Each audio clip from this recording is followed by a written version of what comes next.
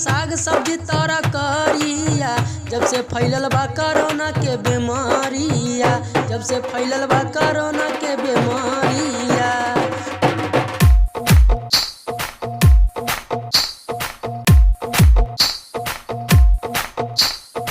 गईनी बाजरिया नहीं मिलल साग सब्जी तरकारिया।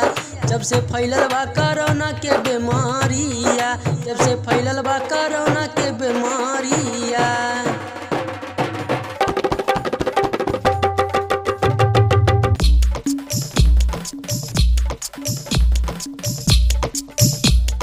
लॉकडाउन कैले मोदी जी के बाया देश हो, महामारी फैलल पूरा उत्तर प्रदेश हो। लॉकडाउन कैले मोदी जी के बाया देश हो, महामारी फैलल पूरा उत्तर प्रदेश हो। भौजी नैहर भागे भैया ससुरारिया। जब से फैलल बा कोरोना के बीमारिया, जब से फैलल बा कोरोना के बीमारिया।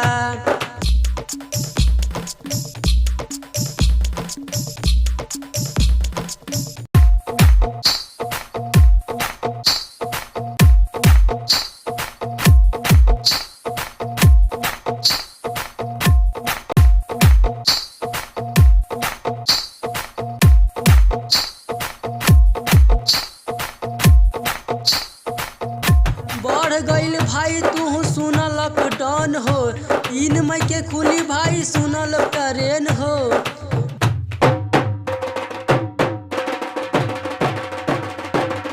बढ़ गईल भाई तू सुन लॉकडाउन हो, 3 मई के खुली भाई सुनल ट्रेन हो।